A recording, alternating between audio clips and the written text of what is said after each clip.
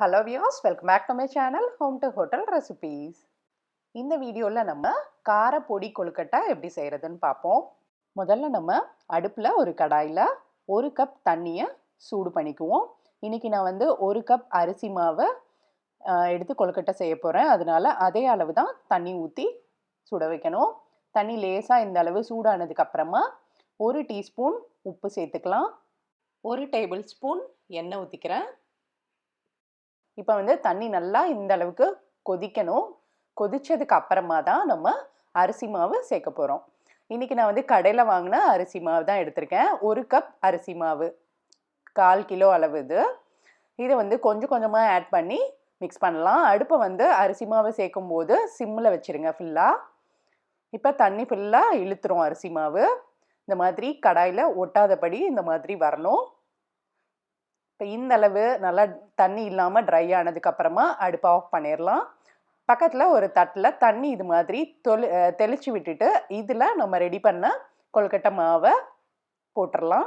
இப்போ இது கொஞ்சம் ஆறணும். கை சூடு தாங்குற அளவுக்கு ஆற விட்டுட்டு இப்போ கொஞ்சமாக நம்ம கையில் எண்ணெய் தடவிட்டு இதை நல்லா மாவை நல்லா பிசைஞ்சுக்கணும். பாருங்கள், இந்த அளவுக்கு நல்லா பிசைஞ்சதுக்கு அப்புறமா இப்போ நான் சின்ன சின்ன உருண்டையாக நான் கொழுக்கட்டை இன்னைக்கு உருட்ட போகிறேன்.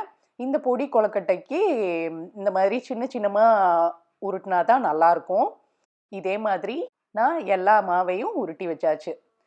இந்த மாதிரி விரிசல் இல்லாதபடி நல்லா உருட்டி எடுத்துக்கோங்க இது மாதிரி. இப்போ நம்ம கொழுக்கட்டையை வேக வச்சிடலாம். இட்லி பாத்திரத்தில் தண்ணி நல்லா சூடானதுக்கு அப்புறமா மேலே ஒரு தட்டு வச்சுட்டு இதில் எல்லாத்தையும் பரப்பி விட்டுறலாம். இப்போ எல்லாத்தையும் வச்சாச்சு.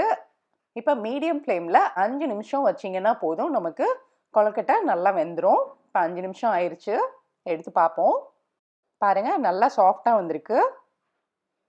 உள்ளேயும் நல்லா வெந்திருக்கு. அவ்வளோதான். இதை நான் வந்து தனியாக ஒரு பிளேட்டில் மாற்றி வச்சுக்கிறேன். இப்போ நம்ம அடுத்து ஒரு பொடி ரெடி பண்ண போகிறோம். அதுக்கு ஒரு சின்ன கடாயை வச்சுட்டேன். இதில் 2 டேபிள் ஸ்பூன் உளுந்தம்பருப்பு, 1 டேபிள் ஸ்பூன் கடலைப்பருப்பு, 1/2 டீஸ்பூன் சீரகம், 4 காஞ்ச மிளகாய். காரம் கொஞ்சம் அதிகமாக வேணும்னா 5-6 போட்டுக்கோங்க.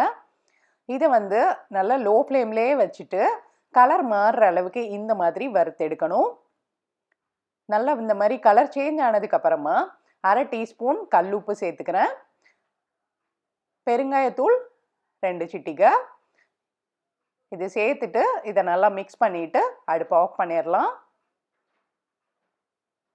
இப்போ இதை நல்லா கம்ப்ளீட்டாக ஆற வச்சிடலாம். ஆற வச்சுட்டு மிக்ஸி ஜாரில் போட்டிருக்கேன்.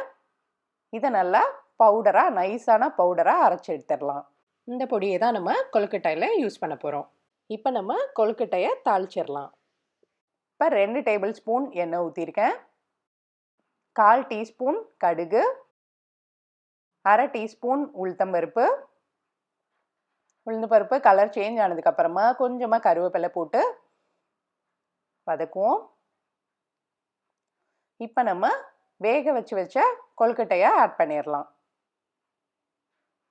இது கூட கலருக்காக நான் Kashmiri red chilli powder 1/2 teaspoon சேர்த்துக்கிறேன்.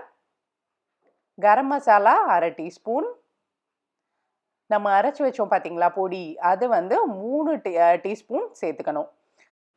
இந்த பொடிக்கு பதிலாக நீங்கள் வீட்டில் இட்லி பொடி இருந்தால் அது கூட நீங்கள் யூஸ் பண்ணிக்கலாம். இப்போ உப்பு வந்து 1/4 டீஸ்பூன் மட்டும் ஆட் பண்ணிக்கிறேன். ஏற்கனவே நம்ம பொடியில் கொழுக்கட்டையிலலாம் போட்டிருக்கோம் உப்பு. அதனால கொஞ்சமாக மட்டும் உப்பு சேர்த்துட்டு இதை நல்லா மிக்ஸ் பண்ணி விட்டுறலாம். கடைசியாக 2 நிமிஷம் அடுப்பை சிம்மில் வச்சுட்டு அதுக்கப்புறமா அடுப்பை ஆஃப் பண்ணிடுங்க. அவ்வளோதான், நமக்கு சுவையான கார பொடி கொழுக்கட்டை ரெடி. நீங்களும் ட்ரை பண்ணி பார்த்துட்டு எனக்கு எப்படி வந்ததுன்னு மறக்காமல் கமெண்ட் பண்ணுங்கள். இந்த வீடியோ உங்களுக்கு பிடிச்சிருந்தா லைக் பண்ணுங்கள், உங்கள் ஃப்ரெண்ட்ஸ் கூட ஷேர் பண்ணுங்கள். Home2Hotel Recipes சேனலை மறக்காமல் சப்ஸ்கிரைப் பண்ணிவிட்டு பெல் ஐக்கானை கிளிக் பண்ணிக்கோங்க. தேங்க்ஸ் ஃபார் வாட்சிங். பை.